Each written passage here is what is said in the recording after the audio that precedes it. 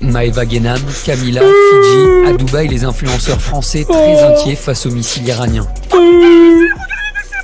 L'ex-candidate des Marseillais s'est montrée paniquée sur les réseaux sociaux. Elle a d'ailleurs...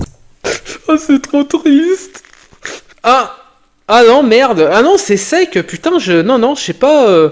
Non, parce que d'un coup, j'ai pensé... je sais pas, je me suis rappelé à tout hasard de ma mère qui a été opérée 3 fois pendant toute sa carrière à cause d'accidents du travail, mon père aussi, etc. et tout. Putain, d'un coup, je me suis rappelé vraiment des vrais gens qui triment au quotidien en France, et pas qu'en France d'ailleurs, dans le monde entier. En fait, ces gens sont d'une indécence incroyable. Toujours ceux qui en ont le plus, qui se plaignent et qui te donnent l'impression qu'en fait, ils sont au bout de leur vie, quoi. C'est magnifique, incroyable.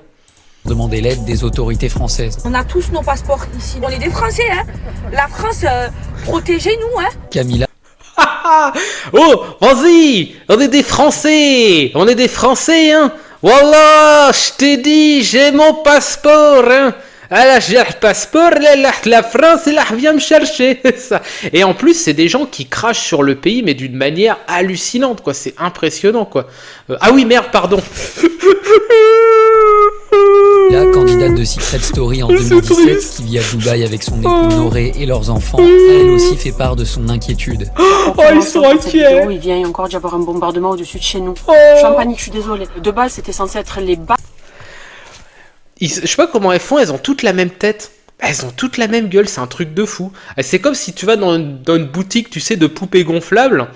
Et en fait, elles sont toutes taillées sur le profil de la poupée gonflable. Je sais pas comment c'est possible, en fait, de se dire, ah, tiens, je vais être unique en se ressemblant autant. C'est fascinant, quoi. C'est incroyable. Et en plus de ça, c'est marrant, mais il y a beaucoup de gens, même dans les médias et tout, qui leur ont fait remarquer, attendez, vous voulez quand même pas en plus, avec tous les millions, voire pour certains beaucoup plus que vous avez fait, de vous plaindre comme ça. Base de l'armée américaine.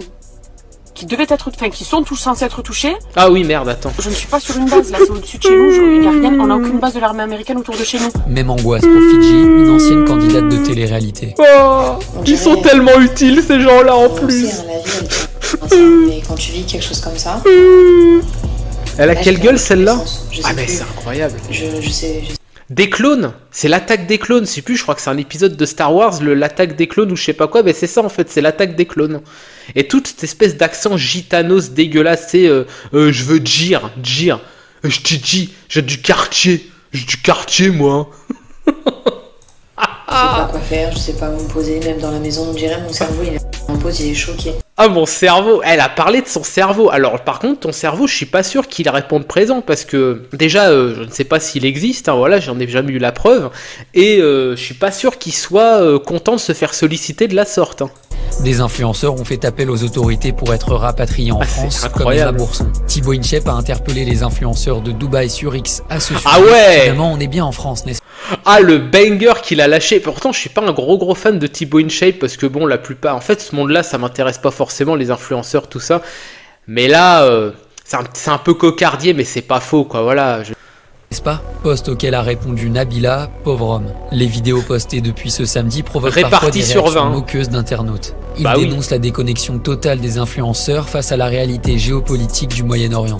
Mais s'il y avait face à ça qui sont déconnectés, il faut comprendre que c'est des gens qui ont un mépris de classe, je veux dire, que même des gens de la bourgeoisie n'ont pas, en fait. Parce que pour eux, même, en fait, ces gens insultent tout le monde de raté.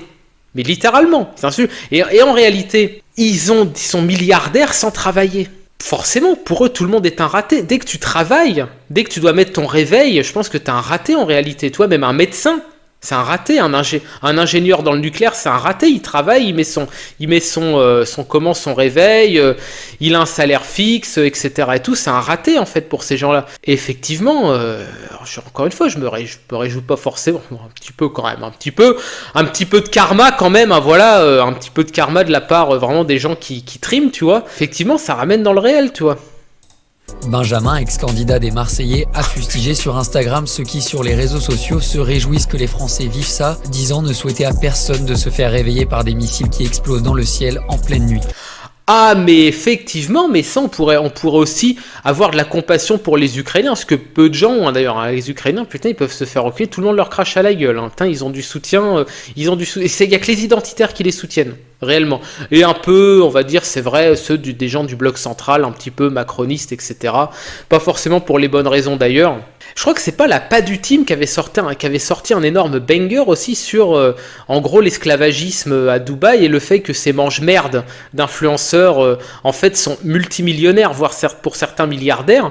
Et en fait, ils embauchent des gens pour faire leur ménage, hein, littéralement, ou s'occuper de leurs gamins, ils ont compris que c'était une charge, ils veulent pas le faire, en les payant, mais au lance-pierre. Mais oui, je l'ai, la vidéo. Attendez, il y a un script, un minimum quand même. On va la regarder un peu. Figurez-vous qu'il n'y a pas longtemps, nous sommes tombés sur la vidéo d'une influenceuse qui nous explique qu'elle a une nanny, une domestique, grosso modo, et qui va nous parler un petit peu de dans quelles conditions elle l'a fait travailler et comment elle la paye. Et d'où vient cette femme, cette dame, cette influenceuse vit à Dubaï, a vraisemblablement beaucoup d'argent et a décidé d'en donner assez peu aux gens qui travaillent pour elle, pour la soulager du travail domestique. Vous vous dites, mais... Un classico, j'ai envie de dire, hein, voilà, plus t'en as, moins t'en donnes. C'est un gros classique. Depuis quand la Pas du Team parle des influenceuses? Eh bien, depuis que les influenceuses parlent de travail. Voilà, c'est exactement ça. Ouais, c'est comme si Marc Dutroux parlait de la protection de l'enfance, tu vois. Comme pour Magali Berda. Cette capsule va être très intéressante, on va pouvoir parler de beaucoup de choses, on va parler de travail, on va parler de travail domestique, on va marxiser un peu cette influenceuse, peut-être tout lui reprendre, on va voir. Et pour pas... Même sans parler de marxiser, tout simplement ramener dans le réel, au bout d'un moment, je veux dire, ces gens-là, ça suffit, quoi, c'est pas possible. Est-ce que tu vas préciser, par contre, je suis pas sûr de la tech, tu vois. C'est-à-dire que je pense que le pire endroit du monde pour dire que c'est n'importe quoi de dire esclavage quand on a du personnel de maison, c'est peut-être à Dubaï. Ouais, donc mettons le contexte, ce qu'elle appelle... Ah ouais, non mais réel, c'est là-bas, c'est le paradis des libéraux, hein. Les libéraux, en fait, si tu les laisses un peu pousser, voilà, vu que c'est des bandeurs de capitalistes, de plus-value et tout, certains, tu sais, tu leur mets 3-4 verres dans le pif. Moi, ça m'est arrivé, j'étais avec un, il me disait, ouais, l'esclavage, oui, pourquoi pas, ouais, l'esclavage, c'est bien, c'est plus-value 100%, d'ailleurs, de l'Esquin, c'est là-bas qu'il devrait aller, lui, il est pour le travail pour les enfants. Je sais pas si vous savez ça, mais il avait fait un débat avec Daniel, je crois que c'était en 2017, mars ou avril, un truc comme ça. Ça m'avait estomaqué les takes qu'il avait sortis à Daniel. Même Daniel avait dit, non mais vous vous rendez compte de ce que vous dites. Et en fait, quand tu mets un frein moral à ces gens-là, les gens disent, oh là, vous êtes communiste. Qu'est-ce qu'il lui avait dit de l'Esquin à Daniel? Il l'avait traité de collectiviste ou un truc comme ça, ou communiste, ou je sais pas quoi. Le point Goulag, on parle toujours du point Godwin, on parle pas assez du point Goulag. Point Goulag, en gros, c'est quand vous dites, non mais... augmenter les salaires des gens qui triment, non, je sais pas. Point Goulag, c'est le Goulag, c'est 1917, c'est je sais pas quoi. Non, c'est la dignité humaine, en fait. C'est normal que les gens qui triment aient un bon salaire, parce que ces gens sont utiles à la collectivité.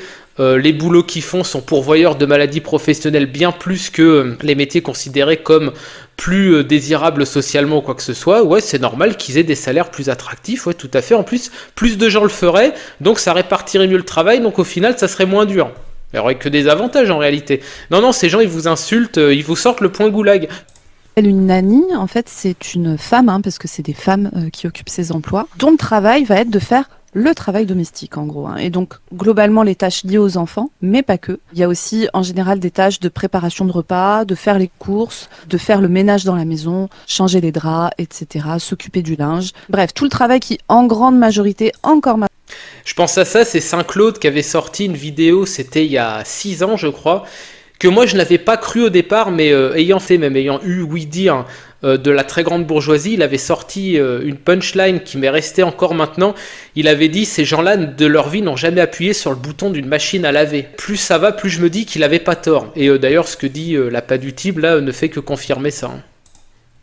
Maintenant incombe aux femmes, et la différence, ça va être que des femmes plus bourgeoises, et là je parle de la situation des gens qui sont en France, les femmes plus bourgeoises vont pouvoir en partie déléguer ce travail à des femmes prolétaires, les femmes plus riches notamment, même des femmes qui sont salariées, plus riches, vont déléguer ce travail à des femmes qui sont beaucoup plus pauvres. Et c'est des emplois, particulièrement les emplois dévolus au ménage, qui sont particulièrement mal payés, particulièrement déconsidérés, très difficiles pour les corps aussi, c'est-à-dire que faire le ménage toute la journée, ne faire que ça comme tâche, ce sont des tâches très répétitives. Je l'ai fait quand j'étais étudiant. Je l'ai fait 2 ans. répétitives, etc. Il y a énormément de maladies professionnelles chez les femmes de ménage, les agents de soins, enfin tous ces métiers qui consistent à tenir les endroits propres, ce qui sont des choses absolument nécessaires au fonctionnement du collectif. Et en plus, il y a du contact avec des produits chimiques, toxiques, etc. Donc on sait que c'est des gens qui... Alors je vous mets pas tout. Il y a Teddy aussi qui nous a dit quelque chose, notre bon vieux Teddy. 2 ans, je crois, à Andorre, mais en payant mes impôts en France, puisque c'était temporaire. C'était parce que j'habitais chez quelqu'un, en fait. Et du coup, j'ai dit non, ça m'intéresse pas. Je suis rentré, tu vois, en France. C'est pas mon...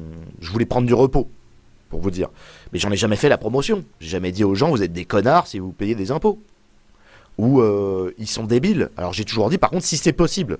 Moi, ça me fait ni chaud ni froid un jeune s'expatrie parce qu'il en peut plus de payer de la fiscalité française et qu'il n'arrive pas à entreprendre, ça ne me dérange pas. Ouais, totalement, ou qui s'installe dans un pays pour lequel il a vraiment envie de contribuer, comme moi avec la Pologne. Moi, ça me dérange absolument pas de payer, de contribuer à la société polonaise du tout, puisque c'est une société globalement fonctionnelle, alors qu'il y a ses défauts, qui commencent à avoir des défauts un peu similaires en termes de rapport, par rapport notamment à la location et ces trucs-là, quoi. Enfin, je veux dire, au fait de louer pour habiter un appart, etc. Ça commence à avoir un peu des problèmes, un peu comme en France, mais c'est quand même beaucoup plus simple, ça reste quand même infiniment plus simple. Maintenant, je suis sur une ligne un peu plus, je dirais, modérée, dans le sens où je comprends qu'effectivement, si l'impôt est bien utilisé, notamment pour les écoles, les hôpitaux, la voirie, le ménage, enfin l'entretien des espaces publics, etc., il n'y a pas de souci en vrai. Mais ces gens-là, en fait, ce sont littéralement des pirates. Et on va toujours critiquer le mec qui a piqué un magret ou un saucisson au Monoprix, mais pas ces gens-là, tu vois. Moi, j'ai une hot take. Le vol est un privilège de classe, mais vous n'êtes pas prêts encore pour celle-là. Je la développerai dans une capsule, je sais pas quand. Si le mec échappe à l'impôt en partant à Dubaï et en faisant des contenus pour dire vous êtes des débiles mentaux de rester en France, bon, il n'y a pas de demande de rapatriement. Parce que là, ils veulent qu'on paye pour les rapatrier. Ils veulent que Nicolas paye le rapatriement. Vite, vite, vite, c'est la guerre. Oui, mais... T'as choisi, non ? En vrai, ils ont habité plus de 6 mois dans l'année. Ils peuvent rentrer tranquilles, le fisc ne leur fait rien. Oui, oui, bien sûr, bien sûr. Et on va justement explorer cette piste. Parce qu'il y a vraiment... C'est cette question. Parce que les Français, du coup, se positionnent par rapport à ça, de manière très sérieuse. Ils disent, allez vous faire enculer. Oui. Parce que totalement. Faut comprendre. Parce que vous allez voir les influenceurs. C'est indécent. Vous nous insultez. Les Français. Mais parce que vous êtes les pires ordures possibles. Voilà pourquoi on vous insulte. Voilà pourquoi on vous déteste.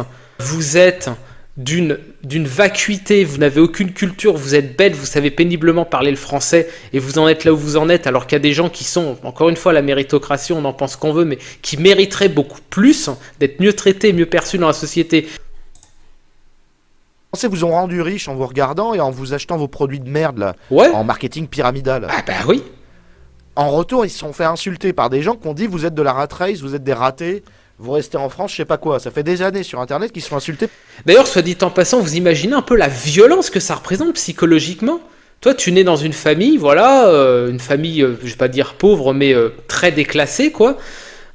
Tu travailles, en fait, parce que t'as pas le choix, tout simplement, parce que les gens, concrètement, en fait, c'est pas qu'ils sont anti-travail, mais c'est que globalement, se faire exploiter, ça fait plaisir à personne. Et tu te fais insulter, alors qu'en fait, concrètement, t'as très peu d'options, contrairement à ce que disent les libertarés, les plus fanatiques, ou les coachs en développement personnel. Les options sont limitées, en réalité, selon ton positionnement dans la société. Par des influenceurs sous Botox, qui se prostituent, qui se font chier dessus par des chameaux à Dubaï. Ouais. Ou au Qatar. C'est vraiment... Ils sucent des chameaux. Non mais on peut questionner la moralité de ce truc-là au bout d'un moment. Pareil, méfiez-vous aussi beaucoup, ça c'est encore un truc, des gens qui vous disent « Ah, mais la question morale, il faut pas la prendre en compte. » Ah, En général, ça doit être un drapeau rouge dans vos têtes. Moi, je vous le traduis, cette personne veut dire « Ah non, la morale va m'empêcher d'exploiter les gens au point où je le veux. » C'est ça que ça veut dire, en fait. Un gros problème avec la notion même philosophique de morale, c'est qu'ils savent qu'ils en sont, qu'ils fuient la morale comme le diable fuit l'eau bénite, quoi. J'avais aussi trouvé ça, c'était pas mal. Les influenceurs, pendant des mois et des années, ils ont daubé sur notre pays. Ils ont craché sur la France, comme quoi c'était un pays nauséabond. Pas que sur la France, hein, ils chient sur l'Europe en général, hein, parce que ils parlent de la France parce qu'ils sont entre guillemets français, parce que pour beaucoup ils sont français, on va dire, d'adoption, hein, voilà, pour pas dire un autre terme. En fait, c'est ça aussi le truc. En gros, dès que l'État fait un truc, c'est le communisme. Mais en fait, c'est ça. Je rigole, mais c'est complètement ça. Dès qu'un pays a plus de 15% d'impôts, c'est le totalitarisme, quoi. C'est-à-dire que eux, ils veulent vraiment. Ben voilà, l'esclavage, c'est bien. Payer les gens au lance-pierre, c'est bien parce qu'en fait, pour eux, ils ont l'impression de faire un Eldorado. Ne pas contribuer à la société, c'est excellent, franchement, putain, tout pour ma gueule, rien pour les autres. C'est tellement bien une société où en fait, c'est tous contre tous, c'est génial, le rêve, quoi, le rêve. Moi, mon modèle, c'est plutôt la Scandinavie, hein. C'est-à-dire, en gros, un modèle redistributif basé sur le travail, sur l'entraide, la collectivité, la solidarité, la blanchité européenne dans ce qu'elle a de plus beau en réalité, quoi. C'est pas ces trucs de domination ultra verticale, malsain, avec vraiment une moralité douteuse. Qu'on était taxé des impôts et tout, et puis maintenant il y a un gros souci, et ils redeviennent français et vite venez me chercher, la France c'est le meilleur pays du monde. Bah ouais, forcément, maintenant que t'es dans la mouise, alors on va mettre. Ils payent leurs billets, hein, je suis désolé, hein, ils ont les moyens, ils payent leurs billets. Français, non, quel qu'il soit, je suis pas d'accord. Les citoyens français, le pays doit y aller. Non, je suis pas d'accord, c'est à eux. Non, encore, en plus, ils sont toujours dans le délire, responsabilité personnelle, nanana. Ils ont les moyens de se rapatrier. Ils les ont, les moyens, je veux dire, encore une fois, ils les ont. Il n'y a pas de souci. Après, ça me pose question, c'est tout, ça me fait grincer des dents, mais on va y aller. J'espère quand même qu'on va pas les oublier, on va bien les remettre devant les caméras et qu'ils disent ce qu'ils pensent maintenant de la France et qu'ils vont payer ce qu'ils nous doivent. Qui deviennent influenceurs France, quelque part. Revenez sur terre, reposez les pieds sur terre et servez-vous du peu de neurones que vous avez pour voir ce qu'on a fait pour vous, qu'on a envoyé des gens. C'est un bon, lui, j'aime bien ça. Venir vous chercher dans un pays en guerre. Les influenceurs, pendant des mois et des années, ils ont daubé sur notre pays. Ça, c'est un vrai de vrai. Là, lui, c'est un mec du terre-terre. Hein. Tu sens le mec, tu sens le mec qui bosse et clairement qui dit non, mais attends, moi, mon salaire, ça fait des années qu'il augmente pas. Et eux, là, en 3-4 ans là-bas, ils sont millionnaires. Je sais pas quoi, c'est quoi ce bordel en fait? Moi, je suis utile à la société, eux, non. Moi, je suis pauvre et eux, en fait, c'est la belle vie et tout. Non, mais ça suffit, quoi. C'est réel. Les commentaires, ils doivent être bangers aussi. S'ils ont encore le temps pour se maquiller avant de venir chouiner devant la cam, c'est que tout va bien, pas d'urgence. Complètement. Là, franchement, ça, toi, t'as tout compris, toi. Vous êtes français quand ça vous arrange, oui. C'est complètement ça. Le karma d'avoir craché sur la France, un peu. Je suis pas totalement désaccord. Mais surtout, en fait, c'est pas que cracher. Tu peux critiquer, encore une fois, tu peux critiquer de manière raisonnable un pays. Mais là, c'est traiter les gens qui travaillent de ratés. Mais putain, mais la violence, mais franchement... Qu'ils payent leur rapatriement, ils partent tellement avec leur fric. Rien à dire, 20 sur 20, voilà, parfait. C'est pas celle qui crachait sur les marchés de Noël. Je sais pas. Si c'est le cas, alors là, oui, là c'est la double peine. Hein. Il faut pas perdre nos soldats avec des familles, entièrement d'accord. Ils ont les moyens de se payer leur rapatriement. La faute aussi aux bouffons qui les regardent, absolument. Alors là c'est clair, d'ailleurs je recoupe avec ce que j'avais dit par rapport au truc par rapport à l'affaire Jean Portmanov aussi, pour ceux qui s'en rappellent, ceux qui payent pour voir un mec se faire torturer, clairement, c'est... Rapatrier les touristes qui sont en vacances là-bas, non, pas d'accord. Non, parce que, encore une fois, les touristes qui vont dans ces pays-là, c'est la même mentalité, hein. Faut comprendre que la plupart des influenceurs ont commencé par le tourisme, en fait. Tu vois, c'est une fausse dichotomie, Bon, vous voyez un peu l'idée. Allez, je vais mettre un peu de musique quand même. Par contre, ouais, franchement, mes yeux sont d'une sécheresse abyssale et clairement, ils sont pas prêts de s'humecter pour des merdes de ce genre-là. Allez, à la prochaine. Et pareil pour les commentaires haineux, je lirai pas.